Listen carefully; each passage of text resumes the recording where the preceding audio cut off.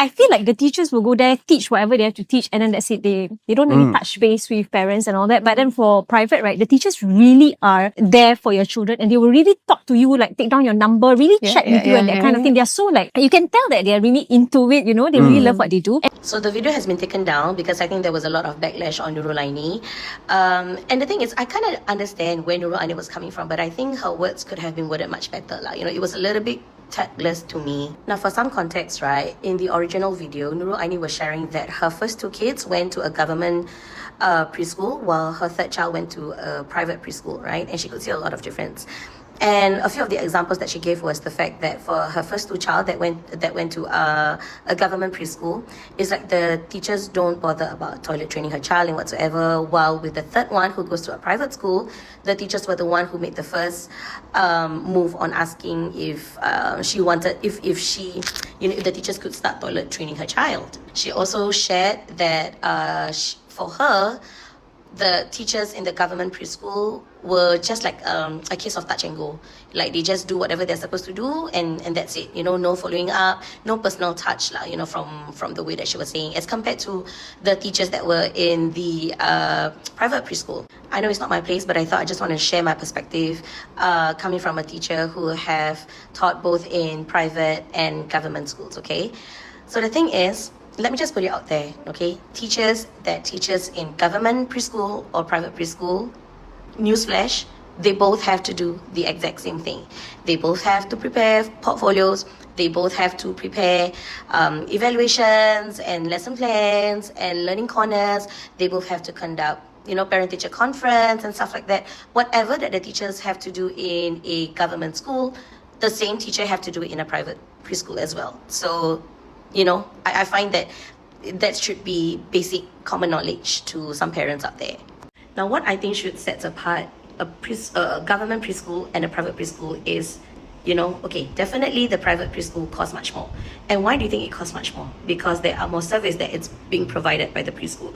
For example, in a private preschool, probably your food is catered as compared to having an auntie to cook and whatsoever. And probably is air conditioned, and also probably there are extra curriculum classes that are provided for you guys without having to pay additional. And to some preschool, of course, you pay a little bit more because of the child to teacher ratio. There are some schools where you have one teacher, but you only have like what, 5 to 6 students, whereas in government schools the ratio is set to 1:8 students, or 1 teacher is to 12 students. Depending on which age you're taking lah.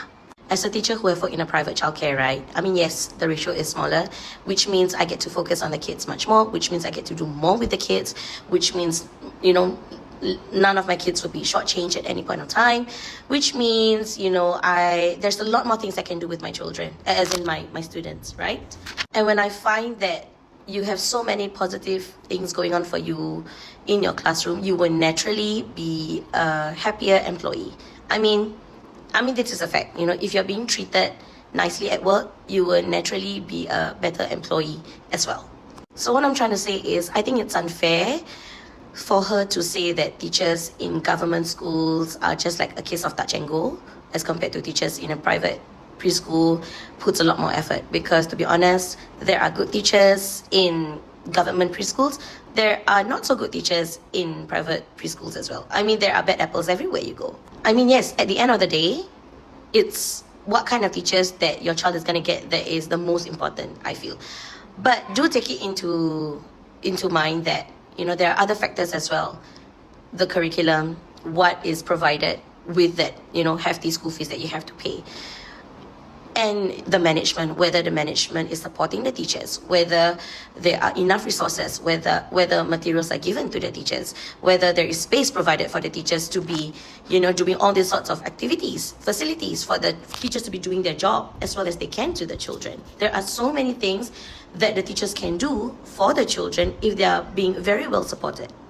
On a side note, right, actually, if you're talking about toilet training, right, the most important thing for your child to be able to be toilet trained is when they're able to communicate very well. And children are most comfortable at home. So naturally, children should start toilet training at home. The minute they're able to communicate, or at least communicate in their own ways that they're ready to be toilet trained at home in the comfort of their own home, that is only the correct cue time when they should start toilet training in school. It should never start with school first, and then follow up by home. Everything should always start with home first. And also, for her to say that, oh, the private childcare teachers, they pass the number around by right, teachers shouldn't be doing that. We shouldn't be passing out our private numbers to parents. Has it ever occurred to you that probably because you are a celebrity? I mean, who knows? In another video, she also said that the third child, tend to speak very well, when she go to school or whatsoever.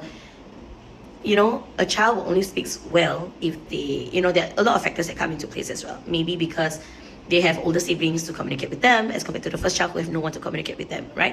She can't really learn it from other siblings. And also, maybe because parents have been talking to her in a proper manner. Parents have very good sentence structure and that's why the kids picked up from it. Or maybe because parents, expose them to a lot of other videos and stuff like that. So there are a lot of factors that comes into hand when you're talking about how good the child is or whatsoever. And I know I'm babbling as always, but I think it's not fair for anyone to say that, oh, teachers in a government school, it's just a touch and go. They don't put their heart and soul to their job or whatsoever. Whereas teachers in private sectors, they give their all, they have personal touch and whatsoever. Like I said, there are bad apples everywhere. There are good teachers everywhere as well. So I think some parents, should take that perspective and try not to let it, cloud your perception lah.